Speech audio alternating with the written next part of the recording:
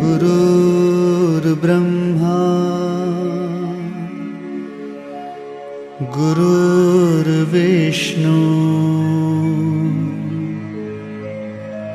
गुरुर्देवो महेश्वरः गुरु साक्षात् परब्रह्मा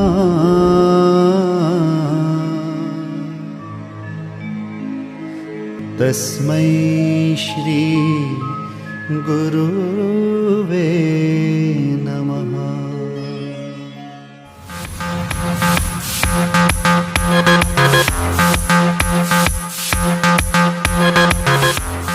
હરિઓમ બેટા, ધોરણ 11 ની આપણે શરૂઆત કરવા જઈ રહ્યા છીએ.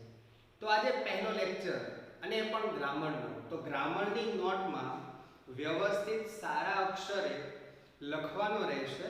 અભ્યાસ કર્યા બાદ, સંપૂર્ણ વિડિયો જોયા બાદ તો આપણે શરૂઆત કરવા જઈ રહ્યા છીએ એક્ટિવ પેસિવ વોઇસ, જે તમે ધોરણ 9 અને 10 માં અભ્યાસ કરી ગયા હતા. એ જ ટોપિક આપણે શરૂ કરીએ છીએ, જે આપણને કેટલા માર્ક્સનો પૂછાય છે? 2 માર્ક્સનો પૂછાય છે. તો એક્ટિવ પેસિવ વોઇસ કોને કહેવાય? એક્ટિવ વોઇસ એટલે જે વાક્યમાં કર્તા શરૂઆતમાં હોય એને આપણે શું કહીશું? એક્ટિવ વોઇસ, જેને ગુજરાતીમાં કહેવાય કર્તરી વાક્ય પ્રયોગ. એને આપણે પેસિવમાં ફેરવવાનું છે. પેસિવ એટલે કર્મ આગળ હોય, એને આપણે કર્મણી વાક્ય રચના કહીશું ગુજરાતીમાં.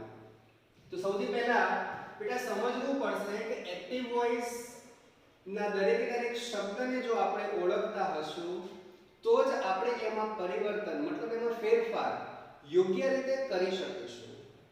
તો આપણે એક વાક્ય આપ્યું છે, he plays a cricket daily. તો સૌથી પહેલું કામ શું કરવાનું છે બેટા? ધ્યાન આપજો. સૌથી પહેલા તો કોઈ પણ ગ્રામરની શરૂઆત થાય તો દરેક શબ્દને ઓળખવો પડશે. એ શબ્દ મુજબ નવો નિયમ બનતો હશે, નિયમને યાદ રાખવો પડશે.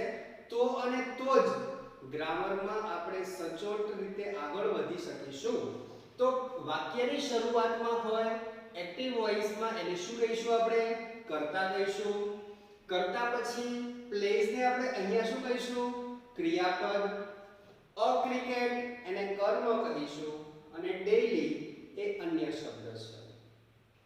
હવે જે સર્વનામના ફેરફારો કરવાના છે, એ સર્વનામના ફેરફારોમાં બે આવશે. એક્ટિવ વોઇસ અને પેસિવ વોઇસમાં ફેરવતી વખતે શું કરવાનું છે? એટલે કે જો વાક્યમાં કર્તા તરીકે he છે એને પેસિવ કરીએ છીએ તો શું કરવાનું છે? અહીંયા him. તો એ રીતે બધા જ સર્વનામ અહીં આપેલા છે.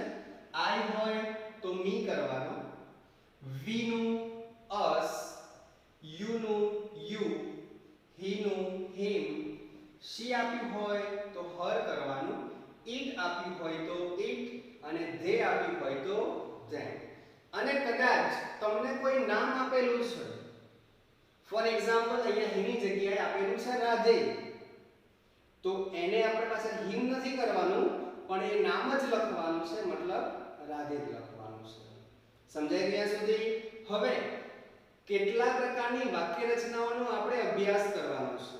તો સૌથી પહેલા હકાર વાક્યો આવશે, ત્યારબાદ નકાર વાક્યો આવશે, પ્રશ્નાર્થ વાક્યો, પછી WHO who થી શરૂ થતા વાક્યો, પછી what થી શરૂ થતા વાક્યો અને છેલ્લો પ્રકાર છે who અને what સિવાયના જેટલા પણ WH શબ્દો છે એની એક અલગથી વાક્ય રચના આવશે. તો આપણે અહીંયા 6 વાક્ય રચનાઓનો અભ્યાસ કરવાનો છે. બરાબર છે? તો હવે પહેલું છે આપણું હકાર વાક્યની વાક્ય રચનાઓ. તો એનું એક્ટિવ વોઇસ આપણે અહીંયાથી વાક્ય લીધું છે, he plays a cricket daily. સમજી ગયા બેટા? ફરીથી ધ્યાન આપો. આપણે આને શું કહીશું? તો કે કર્તા કહેવાશે, પ્લેસ ને શું કહેવાશે? ક્રિયાપદ, અ ક્રિકેટ ને શું કહેવાશે? કર્મ અને ડેઈલી ને શું કહેવાશે? અન્ય શબ્દો. તો વાક્ય રચના કર્મ પ્લસ ટુ બી પ્લસ ક્રિયાપદનું V3 પ્લસ બાય પ્લસ કર્તા પ્લસ અન્ય શબ્દ. હવે તમે આ કોષ્ટક જુઓ છો, માહિતી જુઓ છો, આ શું છે? તો આ વસ્તુ આપણે પ્રથમ 3 વાક્ય રચનાઓમાં વારંવાર લખીશું. એટલા માટે લખીશું કે આપણને આના ઉપરથી ખબર પડશે કે વાક્ય કયા કાળનું છે અને કયા કાળનું છે એ ખબર પડે તો અને તો જ આપણે યોગ્ય ટુ બી નું રૂપ મૂકી શકીએ અને પછી આગળ વધી શકીએ. તો શરૂઆત કરીએ. વાક્ય વર્તમાન કાળનું છે એમ ખબર કેમ પડે? તો આપેલા ક્રિયાપદનું મૂળ રૂપ હોય અથવા ક્રિયાપદને s કે es લાગેલો હોય તો એ વાક્ય વર્તમાન કાળ કહેવાય. તો પેસિવ વોઇસ કરતી વખતે આપણે ટુ બી ના રૂપમાં શું મૂકવાનું છે? am, is અથવા તો are. હવે આપેલા વાક્યમાં જે ક્રિયાપદ છે તે ક્રિયાપદનું V2 આપ્યું છે, એટલે કે ક્રિયાપદને d અથવા ed આપ્યું છે, તો એ ભૂતકાળ કહેવાશે. અને ભૂતકાળ કહેવાશે તો એમાં ટુ બી ના રૂપ તરીકે પેસિવ વોઇસમાં આપણે શું મૂકવાનું છે? was અથવા તો were. એ જ રીતે ભવિષ્યકાળ તમને આપેલા વાક્યમાં shall અથવા will પ્લસ મૂળ ક્રિયાપદ આપેલું હશે. ફરીથી shall અથવા will પ્લસ મૂળ ક્રિયાપદ આપેલું હશે તો આપણે પેસિવ વોઇસ કરતી વખતે shall અથવા will પ્લસ be મૂકવાનું છે. હવે નોંધ મેં લખીએ જુઓ કે be, being અને been હંમેશા ક્રિયાપદની આગળ જ મૂકવાનું છે. એ કયા કયા કાળમાં લાગશે? તો એક ભવિષ્યકાળમાં be લાગે છે, પૂર્ણ વર્તમાન કાળ અને પૂર્ણ ભૂતકાળ જ્યાં પૂર્ણ શબ્દ બોલાય ત્યાં been લગાવવાનું અને જ્યાં ચાલુ શબ્દ બોલાય ત્યાં being લગાવવાનું છે. બરાબર છે? સિમ્પલ આવ્યું તો be અને અહીંયા પરફેક્ટ એટલે પૂર્ણ આવ્યું તો been મુકાશે. તો ફરીથી આગળ વધીશું. પાછા પૂર્ણ વર્તમાન કાળ કઈ રીતે ઓળખાણ થાય? તો આપણને અહીંયા have અથવા has ની સાથે V3 આપ્યું છે તો સમજ પડે કે વાક્ય કયા કાળનું છે? પૂર્ણ વર્તમાન કાળનું છે. પૂર્ણ વર્તમાન કાળનું હોય તો આપણે have અથવા has ની સાથે been plus V3 plus by plus કર્તા પ્લસ અન્ય શબ્દ મૂકવાનું છે. બધામાં આ ટુ બી ના રૂપની જગ્યાએ મૂકેલું છે, મતલબ આની પછી આપણે V3 પ્લસ by પ્લસ કર્તા પ્લસ અન્ય શબ્દ મૂકવાનું છે. આની આગળ કર્મ મૂકવાનું છે. પૂર્ણ ભૂતકાળ તો તમને વાક્યમાં had પ્લસ V3 આપ્યું હોય તો એ વાક્ય પૂર્ણ ભૂતકાળનું છે તો તમારે શું કરવાનું છે? had પ્લસ been મૂકવાનું છે. ચાલુ વર્તમાન કાળ તમને અહીંયા એવું આપ્યું he is playing, મતલબ am, is અથવા are માંથી એક શબ્દ અને ક્રિયાપદને ing આપ્યું છે તો am, is, are માંથી એક શબ્દ મૂકવાનો કર્મ જોઈને અને શું ઉમેરવાનું છે? being plus V3 plus by plus કર્તા પ્લસ અન્ય શબ્દ. ચાલુ ભૂતકાળ તો અહીંયા તમને શું આપેલું હશે? was અથવા were માંથી એક શબ્દ પ્લસ ક્રિયાપદને ing. તો એને આપણે ચાલુ ભૂતકાળ કહીશું તો was કે were માંથી એક શબ્દ પ્લસ being મૂકીને આગળ વધીશું. Simple model. હવે મોડલ્સ કયા? can, could, will, would, shall, should, may, might અને must. આને શું કહેવાશે? મોડલ્સ. તો સિમ્પલ મોડલ અને પરફેક્ટ મોડલમાં તફાવત કેટલો? એક તફાવત કે સિમ્પલ મોડલની સાથે તમને અહીંયા મૂળ ક્રિયાપદ આપ્યું હશે. આપણે ધ્યાન રાખવાનું છે. ફરીથી સિમ્પલ મોડલની સાથે તમને અહીંયા ક્રિયાપદનું મૂળ રૂપ આપ્યું હશે એટલે કે V1 આપ્યું હશે તો મોડલ પ્લસ બી મૂકવાનું. અને પરફેક્ટ મોડલ તો એના જ રહેવાના, કોઈ ફેરફાર થવાનો નથી. પણ ફેરફાર ક્યાં થશે? તો મોડલની સાથે તમને અહીંયા have પ્લસ V3 આપ્યું હશે. ફરીથી મોડલ્સની સાથે મૂળ ક્રિયાપદ આપ્યું હોય તો સિમ્પલ મોડલ કહેવાય અને મોડલ્સની સાથે have પ્લસ V3 આપ્યું હોય તો પરફેક્ટ મોડલ કહેવાય. તો પરફેક્ટ મોડલ હોય તો મોડલ પ્લસ have પ્લસ શું ઉમેરવાનું છે? been. ફરીથી તમને એમ પૂછવામાં આવે કે બેટા કોઈ એક વ્યક્તિ તમને પૂછવામાં આવે કે તમે મને ચાલુ ભૂતકાળની હકાર વાક્ય રચના બોલો તો કયો કીધું આપણે? ચાલુ ભૂતકાળ. તો શું બોલવાનું? કર્મ પ્લસ was કે were plus being plus V3 plus by plus કર્તા પ્લસ અન્ય શબ્દ. તો એ રીતે બધી જ વાક્ય રચનાઓ આપણે મોડે કરવાની છે અને લખવાની છે. તો હવે આને આપણે અહીંયા વાક્ય સ્વરૂપે પાછા અહીંયા સમજીએ. પહેલું વાક્ય આપ્યું છે. સમજવાની પદ્ધતિ એક વાક્યમાં હું સમજાવીશ. પહેલો હોય એને શું કહીશું આપણે અહીંયા આગળ જોઈ ગયા કર્તા કહેવાય. પછી હોય એને શું કહેવાય ક્રિયાપદ. ધ પ્રેયર ને શું કહીશું કર્મ. અને એવરીડે ને શું કહીશું અન્ય શબ્દ. આ એક પદ્ધતિ શબ્દોને ઓળખવાની. હવે બીજી પદ્ધતિ શું તો કે વાક્યમાં આપેલા ક્રિયાપદને ઓળખો. તો આ ક્રિયાપદ છે says. હવે ક્રિયાપદનો કાળ કયો છે તો ત્યાં શું આવ્યું છે ક્રિયાપદને s અથવા es લાગેલો છે. s લાગ્યો હોય તો કયો કાળ હોય સાદો વર્તમાન કાળ. તો સાદો વર્તમાન કાળ હોય તો ટુ બી ના રૂપો કયા લાગે am is અથવા તો are. તો હવે વાક્ય રચના પ્રમાણે જઈએ ચલો કર્મ. તો વાક્યમાંથી કર્મને આગળ લાવો તો શું લખીશું આપણે ધ પ્રેયર. પ્રેયર એક વચન કે બહુવચન તો એક વચન છે તો શું આવશે is. says નું v3 તો said. by ઉમેરવાનું છે. હવે કાવ્યા મેં અહીંયા જણાવ્યું તમને કે જો સર્વનામ આપેલા હોય તો ફેરફાર કરવાનો છે. સર્વનામ ન આપ્યું હોય કર્તાની જગ્યાએ નામ આપ્યું હોય તો પેસિવ વોઇસમાં પણ આપણે શું લખવાનું છે નામ.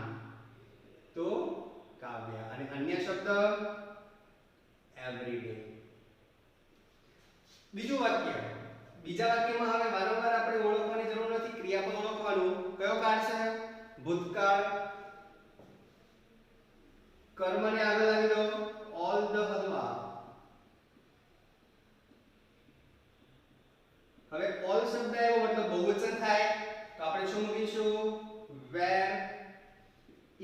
at no v3 eaten by ઉમેર્યું આપણે અને નામ છે Tenali Raman.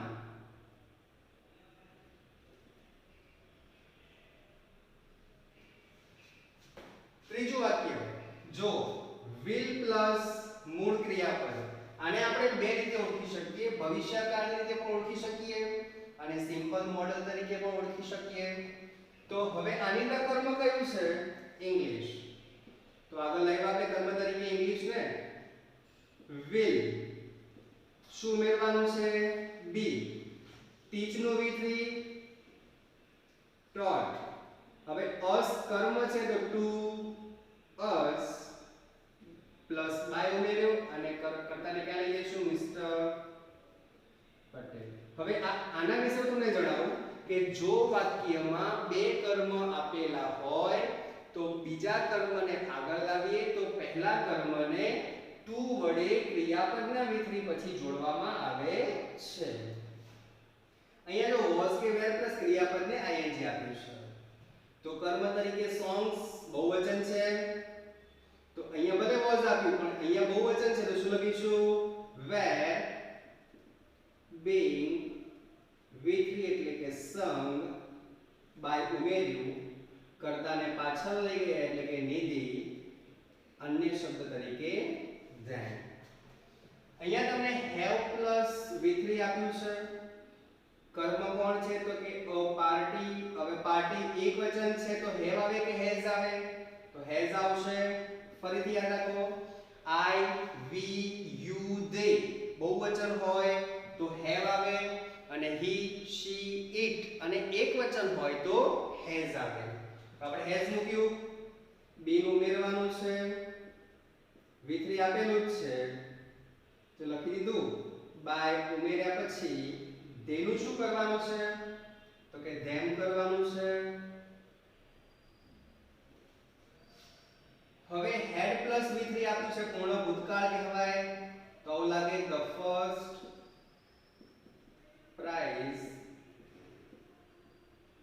had plus been plus v3 એટલે get got got પણ થાય અને get got gotten પણ થાય તો got by અમી. છેલ્લું વાક્ય જો may plus have plus v3 તો જો દેખાય છે અહીંયા model plus have plus v3 આપ્યું છે તો આપણે શું ઉમેરીશું be નું ઉમેરીશું. તો કર્મ કોણ the meeting